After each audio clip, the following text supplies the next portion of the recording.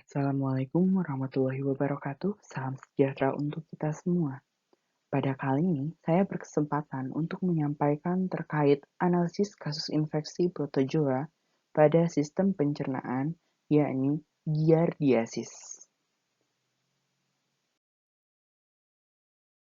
Perkenalkan, saya Dikri Abil Bari Pratama, mahasiswa tahun ketiga kelompok 23 tahun ajaran 2020-2021.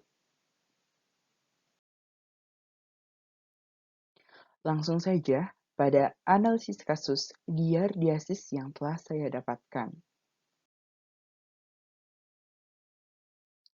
Seorang pria dengan usia 25 tahun datang ke ruangan gawat darurat dengan keluhan utama, yakni diare dengan frekuensi yang sangat sering.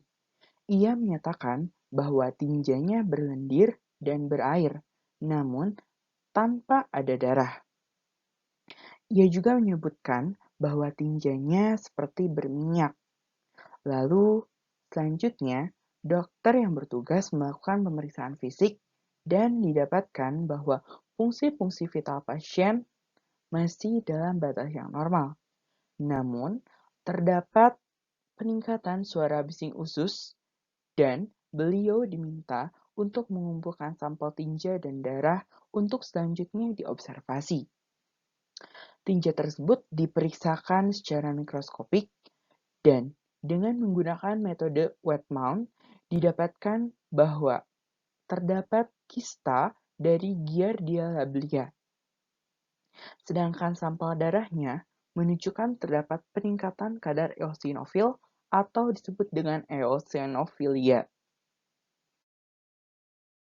Mekanisme yang terjadi pada pasien dikarenakan terdapat konfirmasi positif dari kistik Giardia lablia, maka perjalanan penyakit atau patogenesisnya dimulai pada ingesti dari fase kistik dari Giardia lablia yang nantinya akan mengalami excitation di gaster dan duodenum sehingga dia akan berubah menjadi fase tropozoid dan akan attach atau menempel dengan menggunakan sucking disc pada mukosa di duodenum.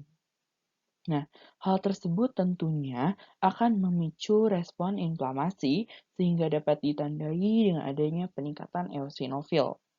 Nah, inflamasi yang disebabkan oleh infeksi dari giardia ini disebut dengan giardiasis, di mana giardiasis tersebut akan dikarenakan infeksi dari giardia tersebut akan membuat pengiriman sinyal afferent fiber dari ENS di mana atau enteric nervous system sehingga responnya akan menginisiasi atau menginduksi terjadinya hypermotilitas dari saluran traktus digestivus sehingga nantinya akan terjadi peningkatan suara bising usus.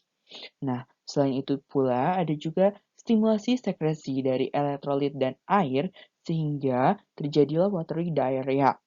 Selain itu juga terdapat releasing dari protease sehingga akan menghancurkan batas border brush yang akan mengakibatkan epithelial cell tidak dapat melakukan fungsi absorpsi atau malabsorpsi.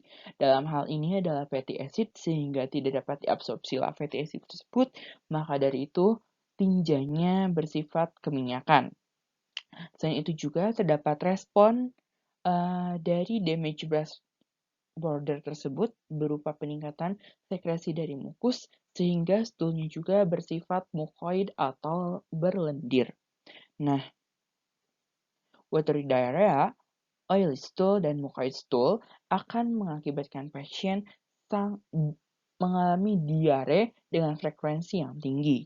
Selain itu juga patogen yang telah masuk tersebut akan menuju usus besar ataupun kolon, di mana kolon tersebut memiliki lingkungan dengan pH yang netral, sehingga fase tropozoid akan mengalami excitation yang ditandai dengan adanya penebalan pada lapisan paling luarnya. Nah, sehingga terbentuklah kista seperti begitu. Kista tersebut nantinya akan diekspresikan bersamaan dengan pengeluaran dari tinja atau feses seperti itu. Maka dari itu, ketika kita mengobservasi fesesnya, terdapat kista di sana. Nah, selain itu pula terjadilah transmisi secara fekal oral yang dapat menginfeksi diri sendiri ataupun orang lain. Lalu untuk treatmentnya nanti akan saya jelaskan pada bagian akhir dan prognosisnya yakni ad vitam ad bonum dikarenakan fungsi vitalnya masih berjalan dengan benar, dengan baik, dan ad functionamnya ad bonum pula. Selanjutnya, saya akan menjelaskan tentang Giardia lamblia itu sendiri beserta daurnya. Dimulai dari inangnya yang terdiri atas mamalia, yakni manusia itu sendiri, monyet, ataupun babi. Nah, untuk habitatnya, protozoa ini akan bersarang pada usus kecil tepatnya pada duodenum bagian proksimal dan jejunum, serta saluran hepatobiliari.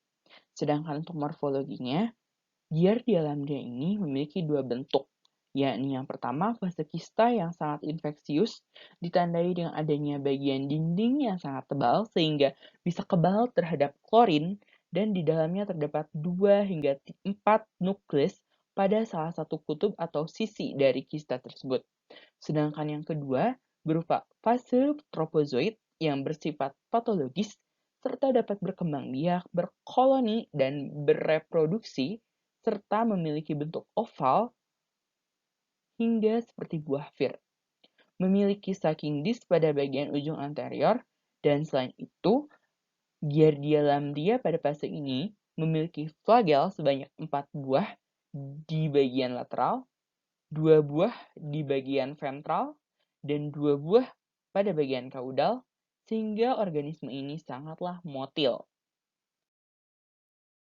Untuk siklus hidup organisme ini dimulai dari giardia yang terbawa keluar dalam feses untuk fase tripozoid tidak akan bertahan pada lingkungan eksternal, sedangkan hista akan memasuki fase infektif yang bisa saja mengkontaminasi makanan ataupun minuman dan masuk secara oral menuju GI tract, tepatnya pada duodenum, akan terjadi eksitasi dan berubah menjadi 2 top prozoid yang jika semakin bergerak ke arah distal, akan mulai mengalami eksitasi, membentuk dinding yang tebal, sehingga dalam persiapan menuju tahap kista untuk memulai siklus hidupnya yang baru. Seperti begitu.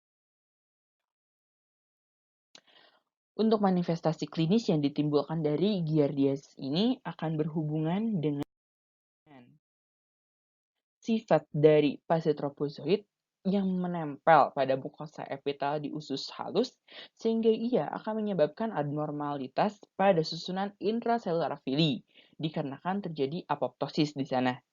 Meskipun infeksi ini kadang asimptomatik, giardia dapat menyebabkan diare yang berlendir dan malabsorpsi dari lipid atau disebut dengan steatorea yang menyebabkan tinjanya sangat bermukus dan berminyak seperti yang terjadi pada kasus ini.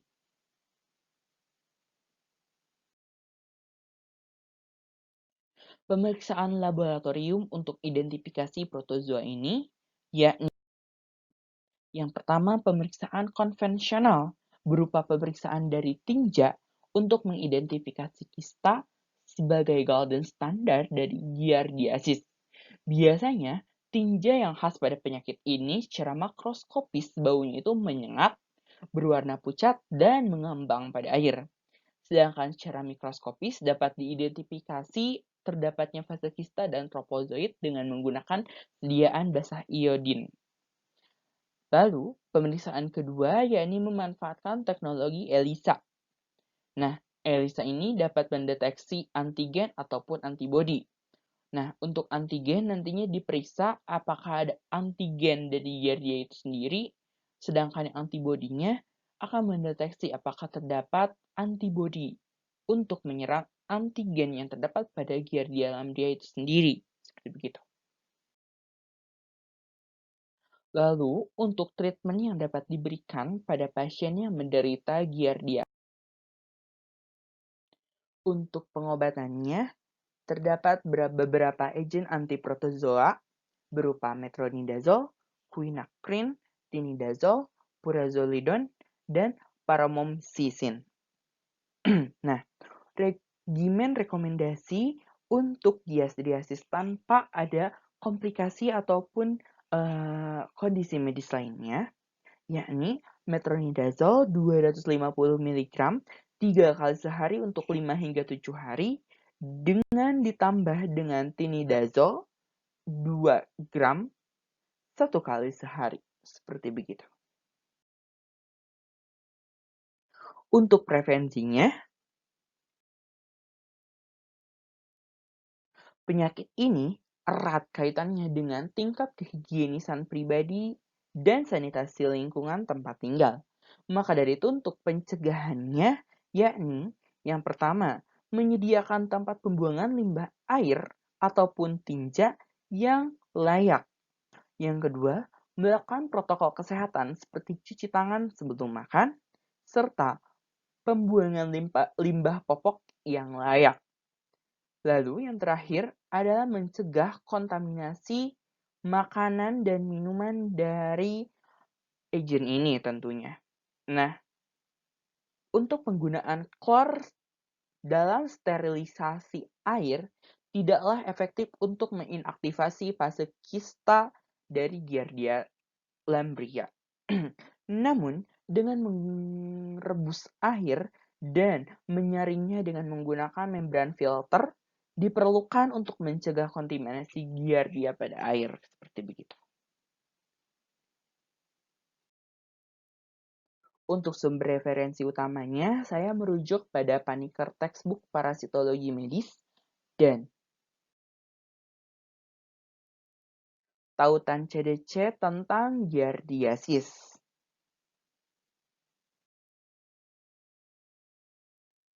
Terima kasih. Jika ada pertanyaan, teman-teman dapat mengajukan pertanyaan melalui email tertera berikut. Mohon maaf bila ada kata-kata yang kurang berkenan. Wabillahi taufiq wal hidayah. Wassalamualaikum warahmatullahi wabarakatuh.